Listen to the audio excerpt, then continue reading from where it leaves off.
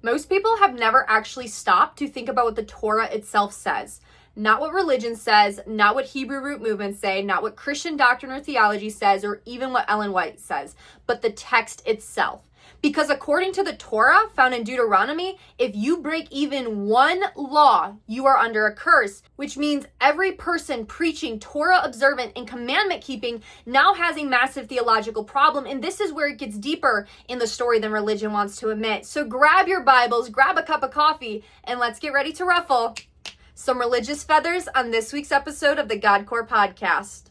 So to set the stage for the rest of this video, I first want to get on the same page as what the Torah, law and instruction, also known as the Pentateuch, the 5 scrolls, is regarding Genesis, Exodus, Leviticus, Numbers, and Deuteronomy. But there is actually 4 different traditions because the Torah itself is not a simple single layer legal document dropped out of heaven in one moment. What you have in your pretty little modern day Bible is in fact composed of 4 different traditions on which they took bits and pieces out of and put together. You had the YAHUAH, the Elohist, the Deuteronomist, and the priestly traditions. And this matters because that means the law was not just one flat thing. It contains different legal collections, priestly concerns, covenant traditions, narrative layers, ritual systems, and later editorial shaping. So when somebody declares that we have to keep the law, the first question should be asked, which layer? Which layer would we like to go off of? And then which covenant, which legal corpus, which audience, which temple system, which priesthood, and which land-based commandments? And the second thing that we must establish is that the Torah was not given to all of humanity. Okay, it was given specifically to Israel as a covenant nation. And Deuteronomy even says this in Deuteronomy 5 verses 2 through 3. The Lord our God made a covenant with us in Horeb. The Lord made not this covenant with our fathers, but with us. And the Torah was Israel's national constitution, priestly system, sacrificial system, purity system, judicial code, land covenant, and tribal identity marker. And now I'm about to sound like the Animaniacs from the 90s because it governed agriculture, menstruation, circumcision, slavery, sacrifices, dietary restriction, temple aspects, feast days, priesthood, civil punishments, and ritual impurity. This was not universal spirituality. This was a covenant law tied to the temple, the Levitical priesthood, land inheritance, and ethnic Israel. And most Torah observant Christians today cannot even keep the Torah properly because there is no temple, there is no active sacrificial system, there is no biblical Sanhedrin, and there is no Aaronitic priesthood functioning, and many of the commandments are land specific. And another contradiction that we are seeing in modern day Torah movements is they usually break it up into a 3-division theological structure of moral law, ceremonial law, and civil law. But the problem of breaking it up into this 3-part division is that is a much later theological construct. Torah functioned as one covenant system, meaning if you place yourself under Torah keeping obligation, you place yourself under all of it. You don't get to pick and choose what you prefer. That's not how the Torah works. This isn't cherry pick what you want and ignore the rest because of, stoning people's actually not morally okay, but you still got to not eat pork and not work on the Sabbath. No. You either follow all of it or you follow none of it.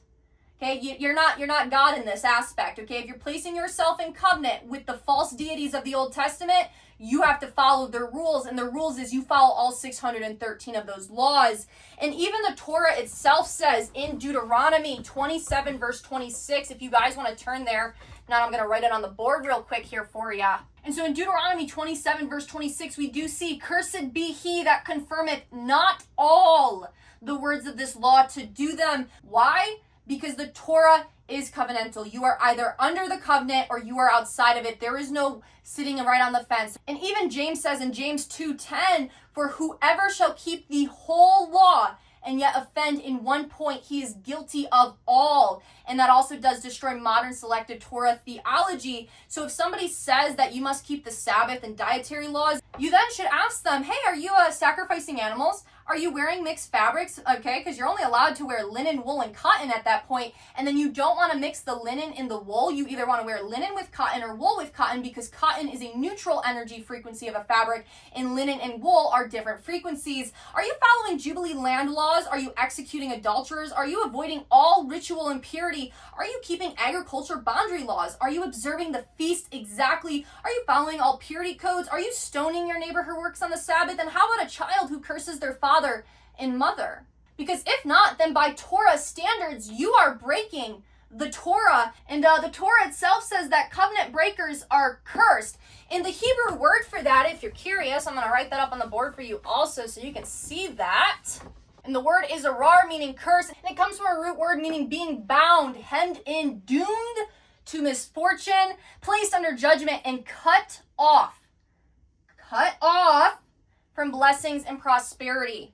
I don't know why anybody would want to be not lucky in life. I don't know why anybody would not want to be blessed and prosperous in their lives and live in that constant fear of placed under judgment. And it makes sense, honestly, because I know some people that are very much being brainwashed with this religious psychosis, and they are constantly fearing judgment day.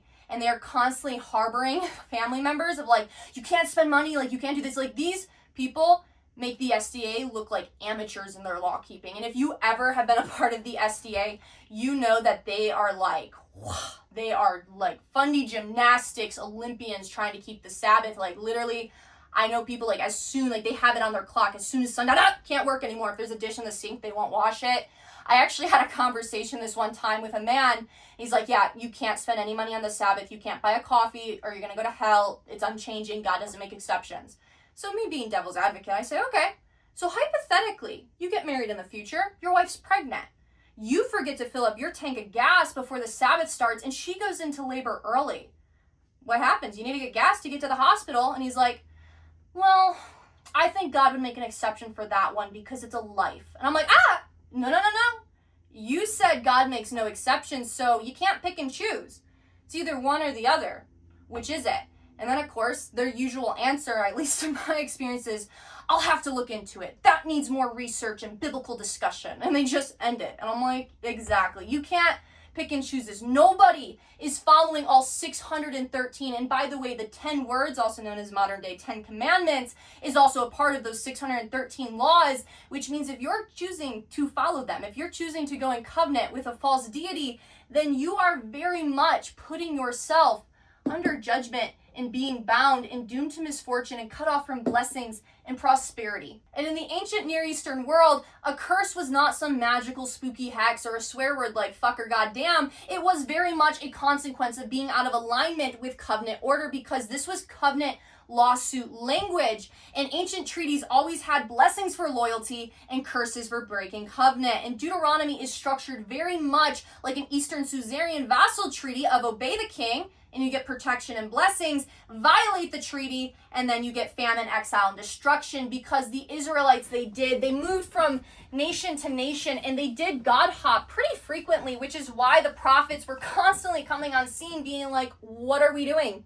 God does not demand sacrifice. God does not want blood. Why are we doing this? And they're like, oh yeah, we'll go back. And then they go immediately right back into doing things because, history repeats itself.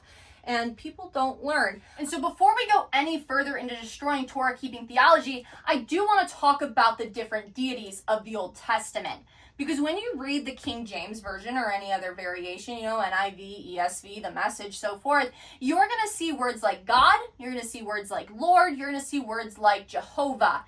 But what you're not going to see is the original language. And that definitely matters because we have deeply distorted these texts because anything written down can be changed because the pen is mightier than the sword. And in the original language, there was very much different gods listed in the story of Israel's kind of evolution through their theology and through their understanding and through their search to find a deity that would represent them to be strong enough, okay? And so you have divine councils and you have different deities. And one of the first deities in the Bible that they definitely worshipped was the god El. And this matters because El was very much the high God. It was the father of gods and men, the head of the divine council, and associated with wisdom and kingship and also law keeping.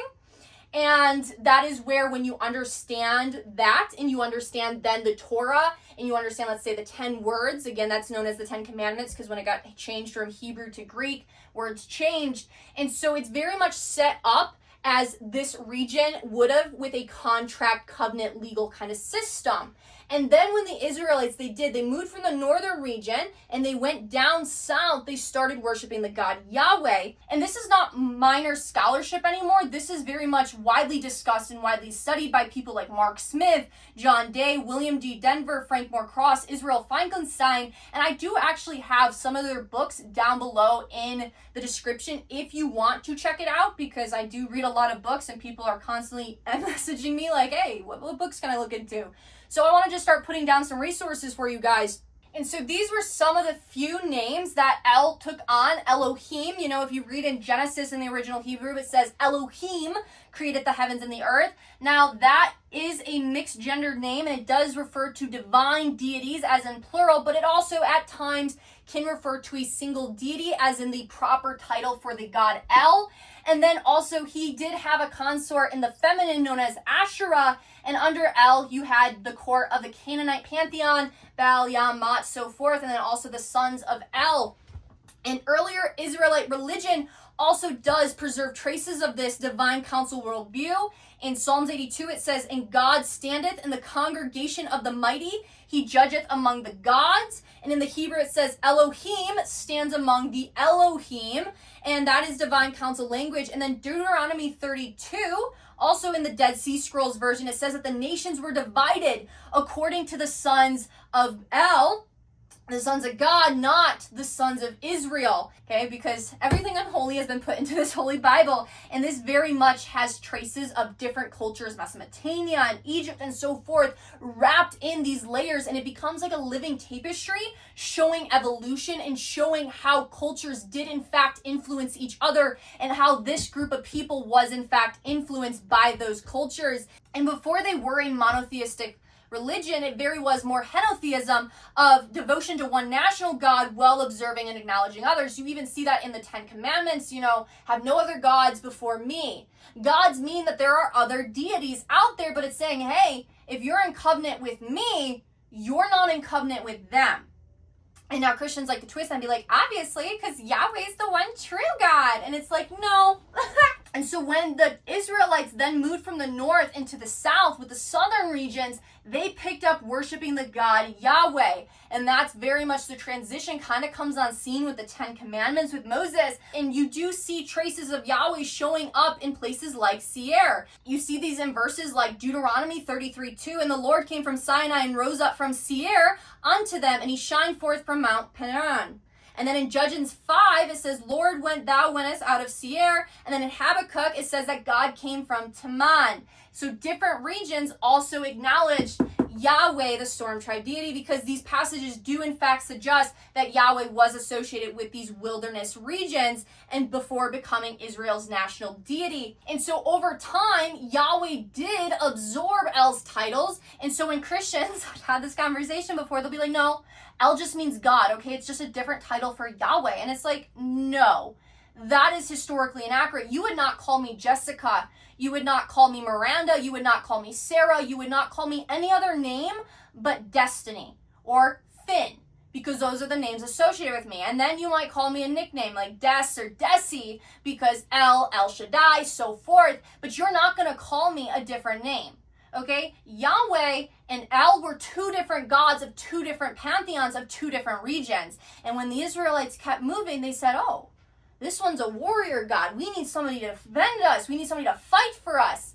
And then Yahweh, as you know, is a very jealous, insecure, kind of narcissistic God. And so over time, it did consume the feminine, and we just got rid of it. Exodus also itself does preserve the memory of that theological evolution. In Exodus 3:6, it says, "By my name Yahweh was I not known to them." And that is a massive verse historically. And then this is also where the Torah movements become deeply inconsistent, because archaeology also does suggest that Israelites worshipped Yahweh and Asherah. And we have inscriptions like Yahweh and his Asherah, and it's found at the Cunningland Adrid. And you also see this picture here that is the goddess consort. But ancient Israel religion was not pure monotheism. The Old Testament itself consistently and constantly complains that Israel did worship Baal, Asherah, Queen of Heaven, Host of Heaven, high places. And why would these condemnations exist constantly unless it was a widespread issue? And the answer for that is because ancient Israel was religiously diverse. even 1st through 3rd century Rome was very religiously diverse. And then we have a video on how Orthodox Christianity slowly wiped out stuff. Okay, and I would like to also point out that the book of Enoch and also like the book of Jubilee also very much were used, and they also do show El worship, divine council religion, Yahweh as a southern war tribe deity, and the eventual merging of El and Yahweh, because the oldest layer underneath those texts do show those things. And one of the reasons why those texts do matter is because they preserve this biblical bridge between older Israelite religion and later Judaism and Christianity. So books like Enoch or the book of Jubilee and so forth, they do let you see theological layers of evolution that then again later orthodoxy flattened into just it was always the same. And that also then shows that the Torah itself, as we've just seen, definitely has religious evolution. And so we can't say, oh, that's just one God of the Old Testament. Oh, it's just always been this way. Oh, you got to follow it, the yada, yada, yada. And the next big problem for Torah-based movements is the contradiction is some groups say return to the original faith, but faith in spiritual text always refers to identity. Okay, so why would anyone want to return to the original identity of a tribe trying to survive out in the wilderness with competing nations? Why would anyone want to return to the original identity of being in bondage, ignorant, and idol worshiping? Why would anyone want that identity? And so what was the purpose of the law? Past trying to survive out in the wilderness as a tribe, we need to go on to then to the New Testament to understand, and we do see there what the purpose of the law was. And the New Testament says that the law had a temporary purpose. In Galatians 3 it says, wherefore then serveth the law? And Paul answers, it was added because of transgressions till the seed should come. Till is temporary language. And then he says the law was our schoolmaster to bring us unto Christ. Now, Christ means anointing. If you study the Hindu tradition, if you study the Gita, you see Krishna is the archetype character. In this one, it's Jesus. His name was YAHUAH that they based this man off of, and then they changed the names. Either way, the point is Krishna means Christ. Okay, Paul uses the terminology Christ, and it says that the law was a schoolmaster to bring us unto Christ, our anointing, but after the faith has come, okay, after that new identity has come, we are no longer under the schoolmaster. As Paul also says in 1 Corinthians, when I was a child, I thought like a child, I spoke like a child, I acted like a child, but when I became a man, I put my childish things behind me. So the maturing, okay, because Paul explicitly says that the Torah had a role, it had a purpose, it was pointed forward, and it was temporary. So the Torah did. It established structure, identity, boundaries, and consciousness for an ancient tribal people trying to survive in a brutal world. It gave them form, direction, covenant, and a framework, but the prophets themselves constantly hinted that the story was moving somewhere deeper. Behold, the days shall come that I will make a new covenant, not according to the covenant that I made with their fathers, Jeremiah 31 through 32. And then the line that the Torah lovers love to keep, and I will put my law on their inward parts, and I will write it in their hearts. But that is not talking about keeping this external law, Torah. And what also gets really fascinating when you understand history and symbolism is the idea of divine law is not new to Israel. It actually roots itself in ancient Egypt. When you study the Book of the Dead and you understand the Egyptian tradition through morality was not merely external rule following. It was alignment with cosmic order, truth, balance, and rightness. Righteousness. You got to be right. You got to be upright. And Egyptians believed that after death, the heart was then weighed against the feather of Mot. If the heart was heavy with chaos, deception, violence, greed, imbalance, hate, fear, anger, the things that you shouldn't have, then you were very much, in fact, out of harmony with divine order. Now, the Hindu tradition or the Bible, if you read the Gita or the Hebrew text, that would be known as sinning, okay? Missing the mark, out of alignment with that is your true nature, which is righteousness, being upright, being rooted in the house of the Lord, so that way you can flourish. And so with the Egyptian spirituality path, it was not did you perform every ritual correctly, but what did your heart become? What was the inwardmost parts? Because from the heart, the mouth speaks. And then you also see this across the Bible in different passages like Psalms 51, create in me a clean heart. You see it with Deuteronomy 10:16, circumcise therefore the foreskin of your heart. And even Ezekiel talks about a new heart, a new spirit, and internal transformation. Okay, the prophets themselves in these texts, in these stories, were anticipating the inadequacy of the old covenant. External transaction systems do not transform the heart, and they do not transform consciousness, and that is literally the prophetic argument, okay? They are arguing to go from stone, stone tablets, to go to the heart, to go inward. And so we see this external code going into internal embodiment of law imposed to nature transformed. And this is actually also embedded in the prophets themselves. Hosea says that God desires mercy, not sacrifice. Isaiah says rituals become meaningless without justice. Ezekiel speaks of a new heart. Jeremiah says covenant becomes inward. And Micah reduces the entire thing to do justly, love mercy, and walk humbly. And this is where the Mott comparison definitely does become powerful, because Mott was not just merely laws, it was harmony with reality itself. Truth, justice, balance, right relationship, integrity, and order against chaos. And the Egyptians also had what the scholars called negative confessions. And this is where a person, you see in the Book of the Dead, would declare things like, I have not murdered, I have not stolen, I have not oppressed, I have not caused suffering, and so on. Does that sound like the 10 Commandments, the 10 words of the Hebrews? Yeah, because they lived in Egypt. And so the Mott definitely sounds closer to the law written on the heart rather than the modern legalistic Torah obsession. Because once divine principles become internalized, you no longer need endless external enforcement. You don't need a sign saying, hey, don't murder your neighbor, when compassion has become your nature. But when you're out of alignment, when you're a sinner, you even see it in the book of 1 John, those that don't know love, they don't know God, because the God of the New Testament is very much different than the God of the Old Testament. Okay, the God of the New Testament is God is light, God is love. They were starting to understand these eternal principles that are governing our universe. Okay, and they were putting it into their apophatic and cataphatic language. That's also what they were doing in the Old Testament with their mystical layers, okay, known as Sod of Sod, secrets of secrets. But most people don't realize that there's layers to these texts because of how Western theology has just flattened them. And so the moment that somebody wants to argue, well, you need to follow the 10 Commandments and that humanity still acquires external law carved into stone to force them into goodness, they're admitting that transformation has not taken place in their heart. They're admitting that they are like a child, that they are spiritually immature, and that nothing internally has awoken inside of them. And that means they're also admitting that they're not of the kingdom of light.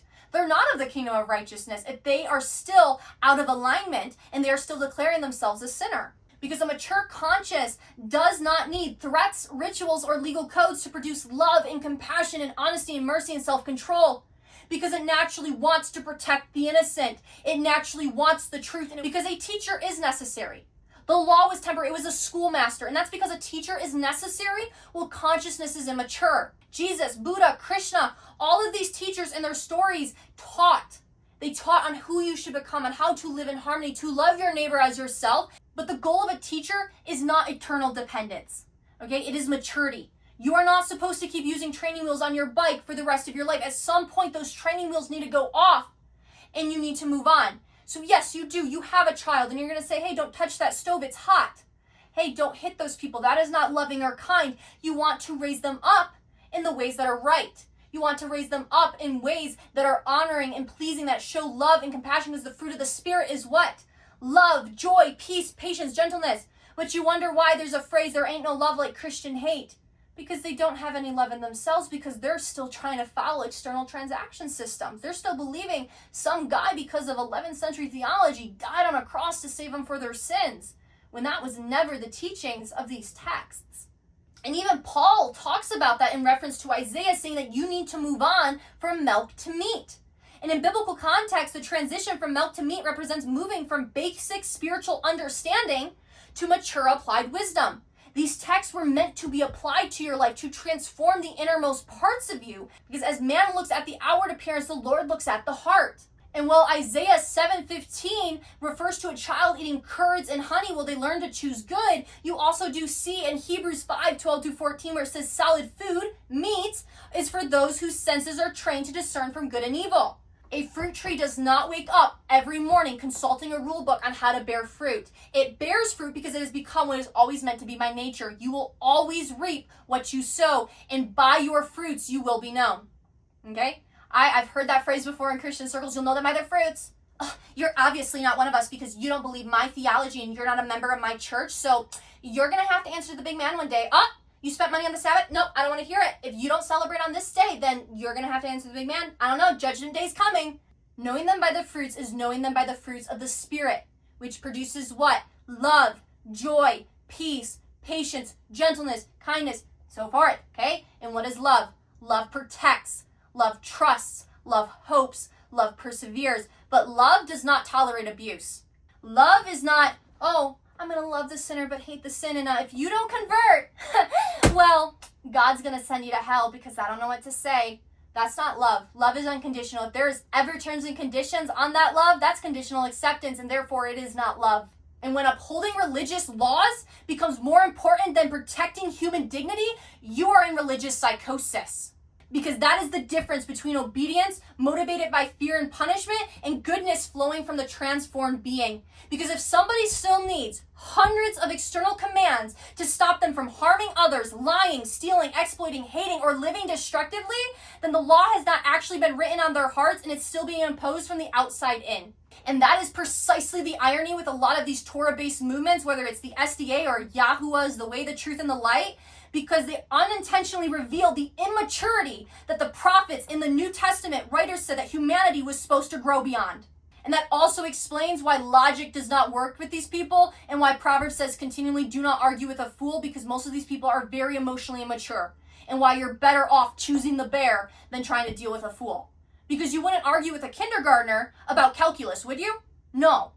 You're going to leave the kindergartner alone to keep trying to figure out what 2 + 2 = 4. And so now we're going to go on to Hebrews, and I want to talk about it because Hebrews absolutely, completely destroys Torah obligation theology, because Hebrews also does say the same thing as Galatians and other parts of Scripture, but Hebrews is the most anti-Torah obligation book in the New Testament. Why? Because it explains why the Old Covenant had to end. Hebrews says that the priesthood changed, covenant changed, sacrifice changed, and temple changed. And then it says in Hebrews 7:12, for the priesthood being changed, there is made a necessity change also of the law. And then in Hebrews 8:13, it says, in that he saith a new covenant, he had made the first old. Okay, and then also in Hebrews 7:18, it says, this is very a disannulling of the commandments going before. That is not keep following the Torah forever. Hebrews argues that the entire Mosaic system is a shadow theology and that sacrifices could never perfect humanity. Now, because of Christian theology from Anselm of Canterbury, when you read this pretty little book from Genesis to Revelation, which was not how the texts were ever supposed to be read and written and understood, it's not a beginning to end kind of thing, people actually do believe that Jesus was the perfect sacrifice needed. And no, these texts are always talking about internal transformation as well as also the sun going around the zodiac. Because even Jesus, also known again as Yeshua, did not preach substitute sacrifice. He himself said when looking at Nicodemus, you must be born again. Now Nicodemus thinks this is an external transaction. Okay, you got to keep something. You got to do something. He says, no. You gotta be born again. He redirects them to the inward parts of his being. And this is where Torah people completely misunderstand the Jesus in their Bibles in the verses that they love to take out of context to justify why you gotta keep following the Torah. But Jesus did not, in fact, preach Torah salvation. He healed on the Sabbath.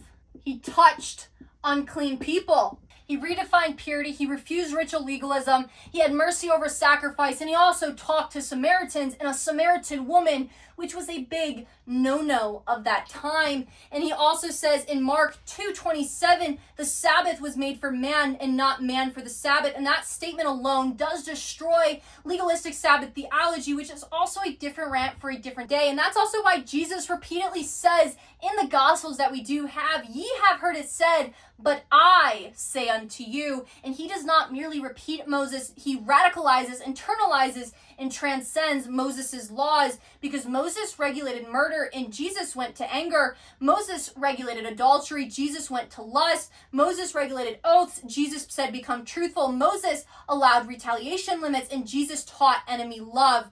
And that is not Torah as usual. That is higher covenant consciousness. And then Jesus declares in Matthew 15:11, not that which goeth into the mouth defileth a man, because Mark's parallel explicitly says he declares all foods clean. And Jesus constantly moved from external law into internal transformation. And that is also the entire Sermon on the Mount.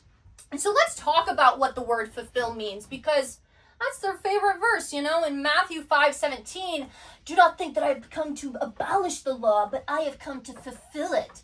And people really do. They assume that means continue on forever, but what does the Greek actually have to say about that? The Greek word for fulfill there in Matthew 5:17 of I came not to destroy but to fulfill is plero, and that means to complete.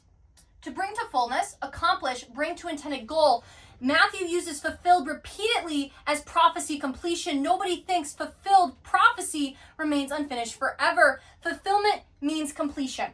If you graduated high school, you get your diploma, you walk across the stage, you throw off your cap, would you go back the next year? When you completed high school, would you go back the following year and keep taking classes? No.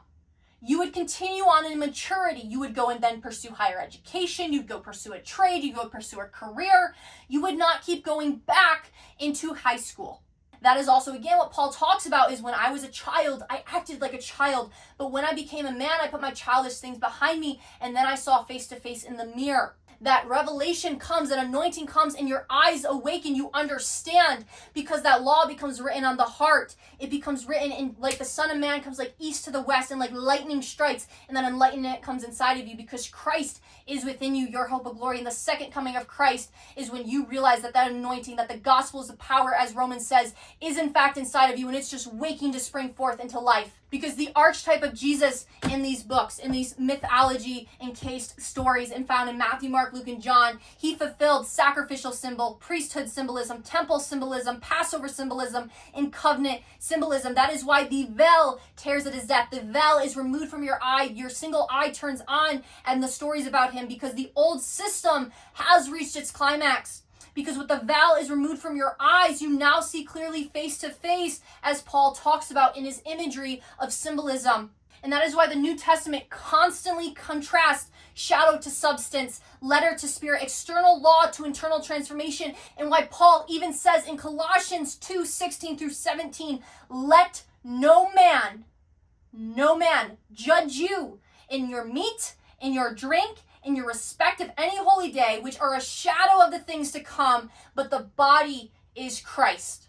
It says that written ordinances were taken out of the way and nailed to the cross, and then immediately says, let no anybody judge you on food, drink, holy days, new moons, or even Sabbath. And now the second biggest verse that they like to pull out of their asses to justify law keeping is in fact John 14:15, which says, if ye love me, keep my commandments.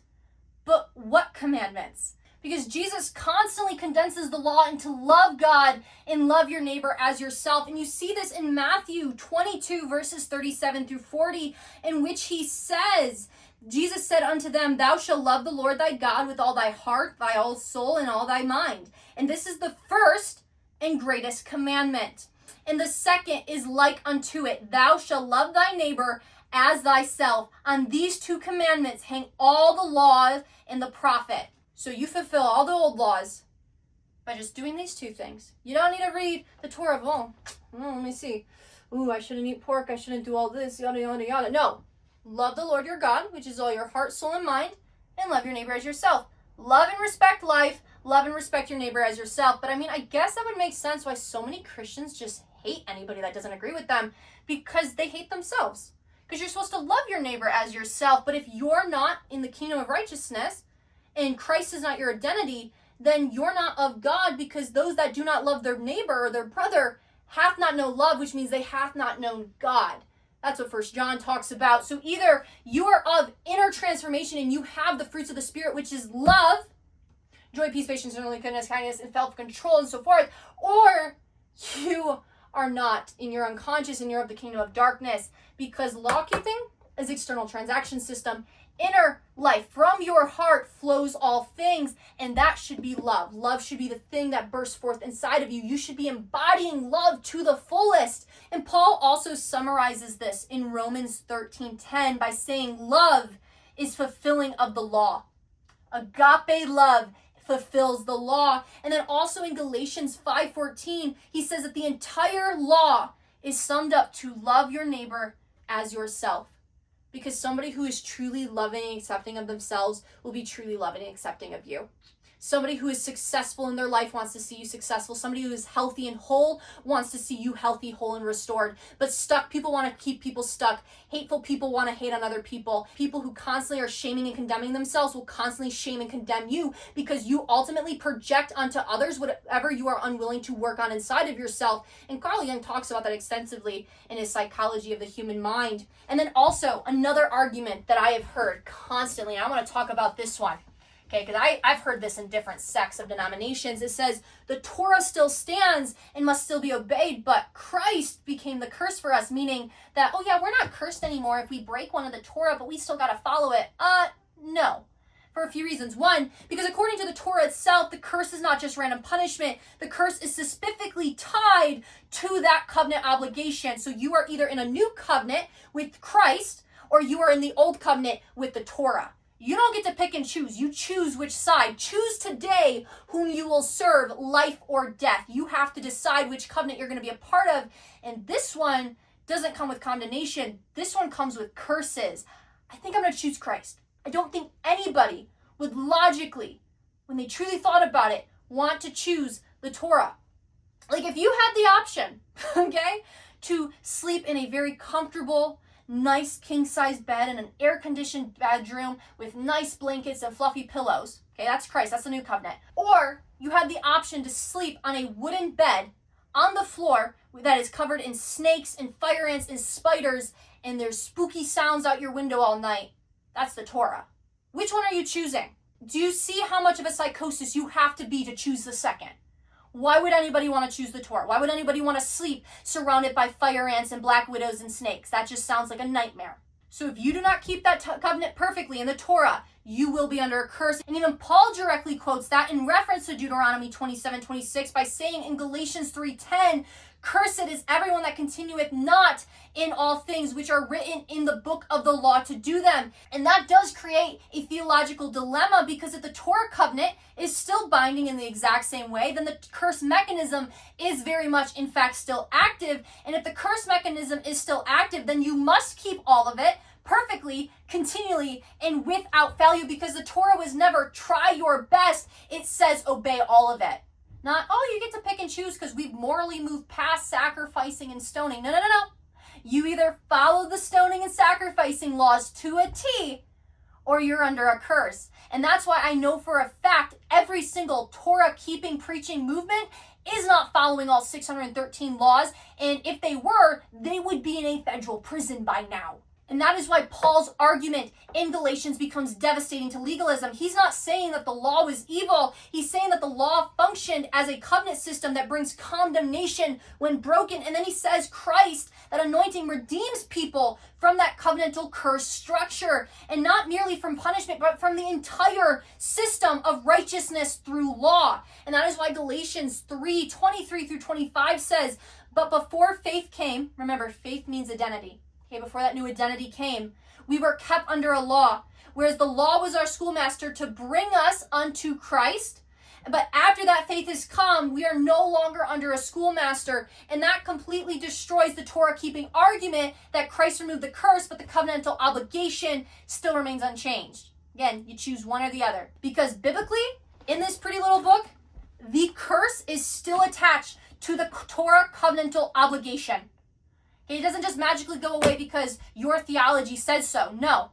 You don't get to pick and choose and cherry pick your Bible like it's some trail mix on what Torah rules you're going to keep and then not keep. Either you follow all of the Torah or you follow none of it. And also in Galatians 5:4, Christ has become of no effect unto you, whosoever you are justified by the law. And the deeper issue is that many modern Torah movements unintentionally rebuild the very system that Paul argued people were being released from, and that Acts 15 already settled, which is our next part, because even the early church debated, must Gentiles keep the Torah? And in Acts 15, we see that some believers said that Gentiles must be circumcised and keep Moses' law. But then Peter Peter responds saying, why ye tempt God to put a yoke upon your neck of the disciples, which neither our fathers nor we were able to bear? And this is critical, because the apostles do not command Torah observance. And this is critical because if the Torah was mandatory forever, Acts 15 would be the perfect moment to say so. But they don't. Instead, they specifically avoid opposing Mosaic law on the Gentiles, and that moment ends the debate historically, and it should have ended it. This should not still be a problem today, but sadly, because people's minds have been made like a desolate wilderness, from the blind leading the blind, and false prophets like Ellen White, and pastors, as Jeremiah says, that have made their minds like a desolate wilderness, we are still having to talk about what the Bible actually says, because people want to read this through legalism and theology, rather than understanding that theology is the study of God, and that our theology should not be the ceiling, and if the theology is wrong, we need to remove it. Because the texts very much have spiritual properties to them, and they were meant to transform your life, not to put you into bondage. So the council does not demand that Gentiles keep the Torah. The only thing that they do mention is they do give a limited pastoral decree of avoiding adultery and sexual immortality and so on. And scholarly summaries of Acts 15 note that the passage's central point is salvation for the Gentiles without circumcision and without full Torah conversion. And that alone ends the everyone must keep the Torah claim. And this is where the Paul was corrupted argument also collapses. And I bring that up because I have heard certain sects of like the YAHUAHs, the Way, the Truth, and the Light movements, talk about that Paul was corrupted, he was evil, like we shouldn't be following Paul, like we're very much supposed to still keep the law. And it's like, that creates massive theological problems, because Luke validates Paul in Acts, Peter validates Paul in 2 Peter. Paul's letters are the earliest Christian writings that we possess. The early church used Paul, and there is zero manuscript evidence of anti-Torah conspiracy rewriting all of Pauline's theology. So even if you want to reject Paul, you still cannot escape Hebrews, which though it is often attributed to Paul, the writer is in fact anonymous. You cannot escape Acts, you cannot escape Peter, and you cannot escape Luke or Jeremiah 31. And the real issue of this, the real issue of Torah keeping, you want to know what the real issue is? This is the real issue. Okay, because most Torah movements are not actually about theology, the study of love, the study of God, and God is love. It is about ego. It is about certainty, and it is about identity. And therefore, it becomes that we are the real believers. And ironically, as we've already seen with Paul, that he warns about that exact same thing in Galatians, because ego was never the point. You were never supposed to live with this whole ego-based living. And that's also with like the New Age. It's just the flip side, because old religion is very much the unhealthy shadow masculine, and New Age religion is the unhealthy distorted feminine. Because when one is out of balance, the other becomes out of balance. And so spirituality sadly has become this new identity that people are portraying and troping around with of, oh, look at me, I'm so spiritual. In reality, if you were truly spiritual, you wouldn't talk about being spiritual. You would just actually walk the path. Rich people don't talk about being rich, so forth. And you would be going through the egoic deaths. But when the ego rules, it's all about, this is who I am. I'm a Democrat. I'm a Republican. I'm a Christian. And it's all about certainty. But I am that I am, being itself. Okay, you have roles in your life.